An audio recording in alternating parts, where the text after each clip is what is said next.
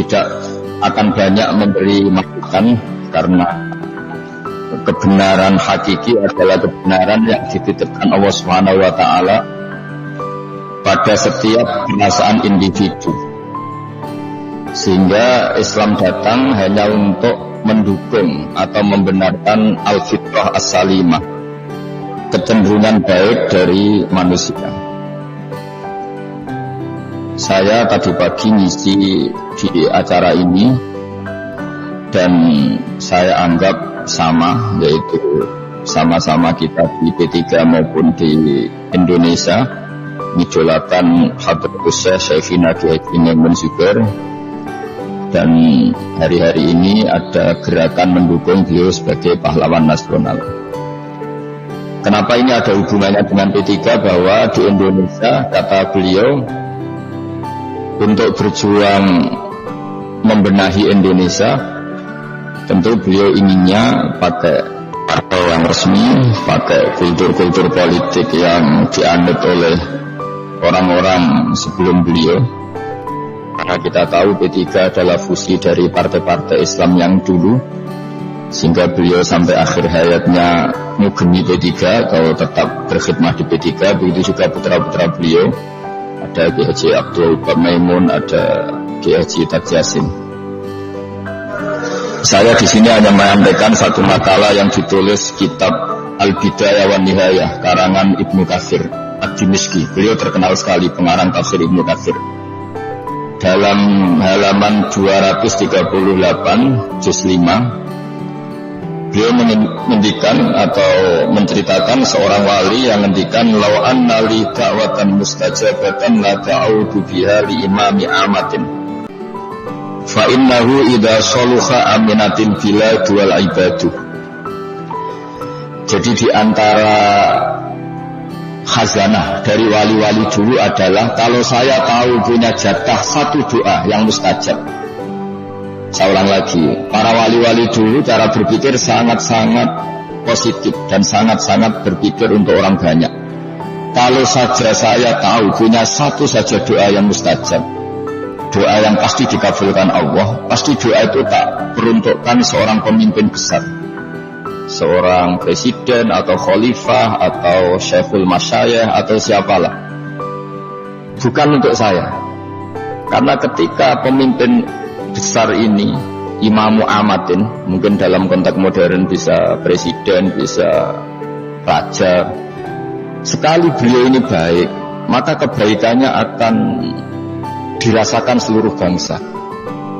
Jadi guyonan saya, kalau misalnya ada wali kapasitasnya hanya RT atau RW, atau ada orang soleh yang kapasitasnya hanya diakui satu kampung, kalau dia baik tentu kebaikannya hanya dirasakan satu kampung.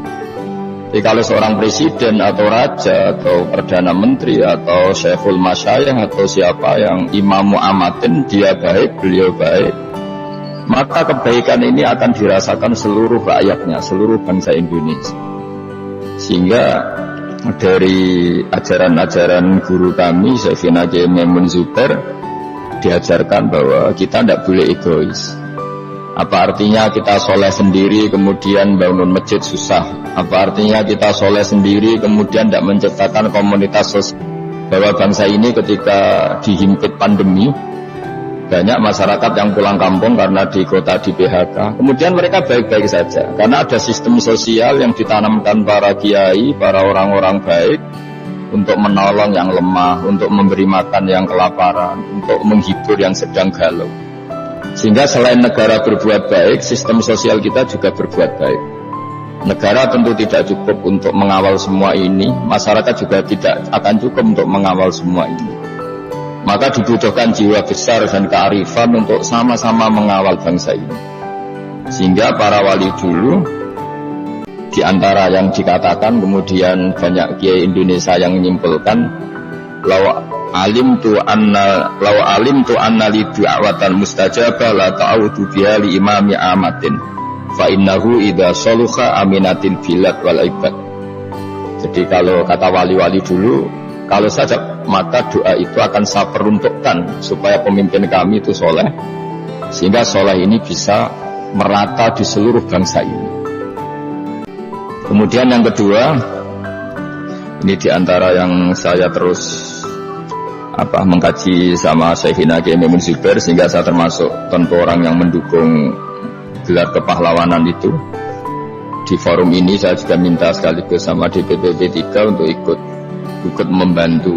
Meskipun saya tahu beliau tidak butuh itu, tapi kita butuh bahwa negara ini akan berhubungan baik dan selalu baik dengan ulama, dengan tokoh-tokoh agama.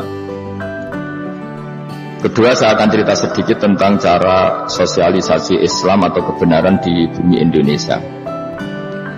Saya baca kitab Asy-Syifa, juga ada di kitab Ihya, juga ada di beberapa kitab. Ini sebagai referensi acuan, saya menulis di kitab Asy-Syifa halaman 83, kalau di Ihya di juz 3 halaman 508. Di situ diceritakan ada seorang Bedui. Orang Bedui itu orang yang kurang peradaban, orang kampung lah kira-kira gitu. Minta sesuatu kepada Rasulullah. Karena Rasulullah itu tidak orang kaya, tidak banyak harta, beliau dikasih sekadarnya. Dan memang itu kemampuan Rasulullah, bukan karena kikir. Si Arabi ini kecewa dan ngumpat-ngumpat. Ketika si Arabi kecewa dan ngumpat-ngumpat ini, banyak sahabat yang ingin memukul dia karena dianggap tidak etis, tidak sopan kepada Rasulullah SAW. Tapi uniknya ketika Nabi pirsa, Nabi tahu bahwa sahabat ini banyak yang kecewa, bahkan ingin memukul si Arabi tadi, Rasulullah memanggil Arabi tadi. Kila dalam satu riwayat selang 1 hari. Karena peristiwa itu Nabi tahu setelah 1 hari. Dipanggil lagi, kemudian si Arabi ditambahkan dikasih lebih. Kemudian si Arabi tadi muji-muji Rasulullah di depan Rasulullah. Saya ulang lagi, si Arabi tadi muji-muji Rasulullah di depan Rasulullah. Tapi apa kata Nabi? Kalau kamu betul sudah muji saya, kamu harus muji saya di depan umum, karena kemarin kamu menggerutu saya di depan umum. Sehingga yang dikenang oleh sahabat saya adalah kamu mengkritik saya, mencibir saya di depan umum.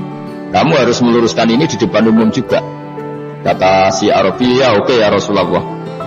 Setelah di depan umum, si Arabi tadi muji-muji Rasulullah, dan kemudian sahabat yang tadinya benci sama orang Bedui ini, orang kampung ini, kemudian menjadi tidak benci. Singkat cerita, setelah semua itu Rasulullah ngendikan, ini satu rumus yang luar biasa, satu manhaj yang luar biasa untuk bangsa Indonesia. Kata beliau, ini saya baca Arabnya supaya dapat berkah dari teks yang pernah disabdakan oleh Rasulullah SAW. Kata Nabi, sabda Nabi, masali wa masalu hada masalu rajulin lahu naqatun syaruddat alaihi fattaba'an nasu falam yaziduha illa nufuran. Jadi terus faidahum, setelah itu terus ketemu sahibu wa khallu baini wa baina naqati fa inni arfaqu biha minkum wa a'lamu. Terus fanadahum sahibuha. Ya saya ulang lagi ya. Fanadahum sahibuha khallu baini wa baina naqati fa inni arfaqu biha minkum wa a'lamu. Fatawajjaha laha baina yadayha fa akhadhaha minkum mamil ardi faradda hatta ja'at wastanakhat wa shadda 'alayha rakhlaha wastawa 'alayha. Wa inni law taraktukum haitsu qala ar-rajulu ma qala faqataltumuhu dakhalan nar. Jadi kemudian kata Nabi, setelah orang ini puas karena diberi banyak, perlu dicatat, si Arabi ini puas karena diservis banyak oleh Rasulullah SAW. Jadi senangnya Nabi itu karena diservis, bukan ikhlas-ikhlas banget, karena diservis. Saya ulang lagi, karena diservis. Tapi kemudian setelah orang ini puas dan mengutarakan kepuasannya di depan sahabat, kata Nabi, ibarat saya dengan orang Bedui ini, ibarat orang punya unta. Unta ini lepas.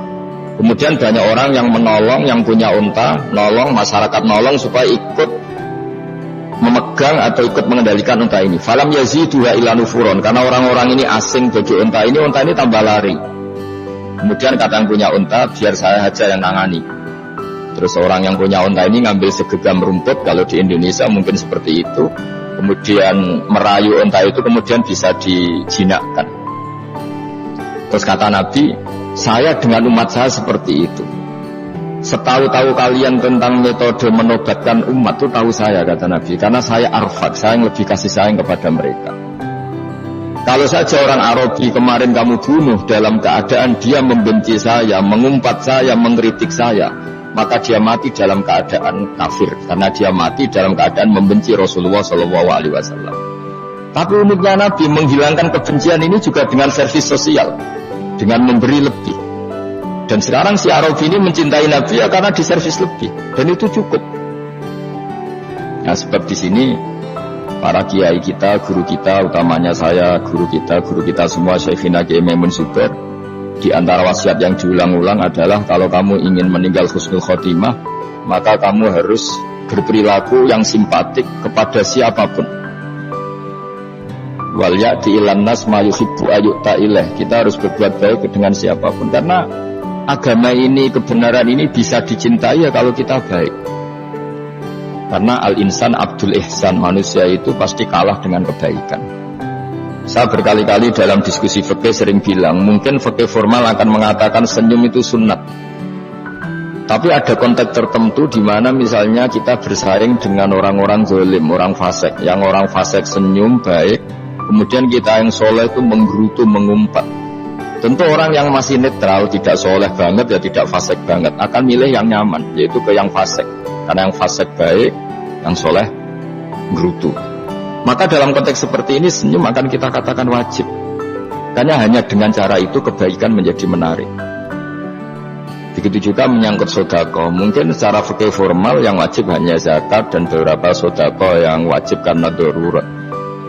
Tapi dalam konteks lapangan, saya ulang lagi, dalam konteks di lapangan, ada orang fasik, orang zalim yang bawaannya itu dermawan, cara Jawa nyanyoh, sering memberi. Yang soleh bawaannya ini kikir misalnya, maka orang akan simpati kepada yang fasik tapi dermawan. Sehingga akhirnya kita berpendapat dermawan itu ya wajib. Sehingga ketika Nabi diceritain ada satu ketua daerah, Sayyidul Wadi kalau dulu orang Arab bilang, diceritain dia punya keluasan begini-begini, punya kelebihan begini-begini. Terus kata Nabi, ya sudah dia pemimpin kamu.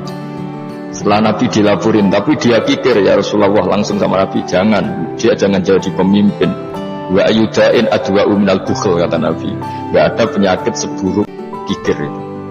Nah, sebab itu kenangan kita semua kepada Mbah Maimun, selain ramahnya, selain kealimannya, selain kearifannya, tentu kenangan kita semua adalah sakhoknya, sifat dermawannya.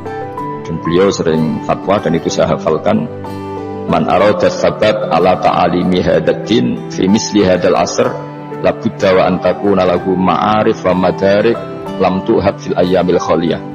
Ini sering saya hafalkan. Jadi orang kalau ingin berdakwah agama ini di negara seperti ini, di zaman seperti ini, dia harus punya madarik, punya satu penemuan, punya satu manhaj yang belum pernah dipraktekkan oleh ulama-ulama dulu.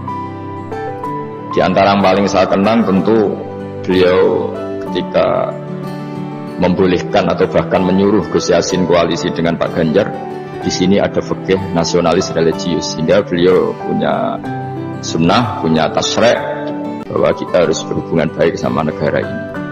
Itu juga putra-putra beliau dulu, Kiai Haji Abdul Ubah pernah DPR RI, pernah DPR wilayah, begitu juga Gus Yassin wakil gubernur, adik saya ini juga PLT P3 di Rembang.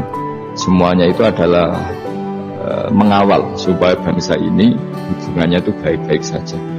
Sehingga saya pernah baca di kitab Ithaf, kitab yang sering disebut Mbah Maimun Syarah Ihya, kata beliau di kitab Ithaf itu ada seorang wali yang saking walinya sudah di alam malakut, meninggalkan alam fana ini, meninggalkan manusia-manusia di bumi ini. Kemudian setelah di alam malakut masih ditegur sama Allah, orang yang di bumi ini adalah orang-orang yang saya ciptakan, dan itu ada hubungan rahim dengan kamu, maka kamu harus kembali ke bumi menata mereka sebagai bentuk silaturahim.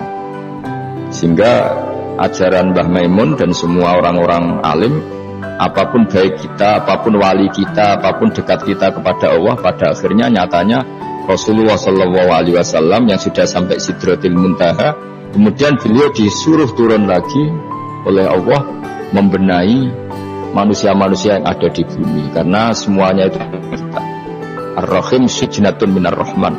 Sehingga kita mengurus manusia, mengurus bangsa Indonesia mengurus partai P3 itu bukan bagian yang harus tercerabut dari kewalian keulamaan, tapi juga itu bagian dari mandat keulamaan Mbah Mun, kewalian Mbah Mun untuk menata bangsa ini. Dengan demikian kita insya Allah berusaha semaksimal mungkin meneladani beliau, juga meneladani semua majelis Dewan Syariah di P3, juga meneladani semua ulama, bahwa kita ingin baik-baik saja, ingin lebih baik lagi, dan kita selalu berharap bangsa ini selalu tambah hari tambah baik, menjadi baldatun thayyibatun wa rabbun ghafur. Saya kira demikian. Assalamualaikum warahmatullahi wabarakatuh.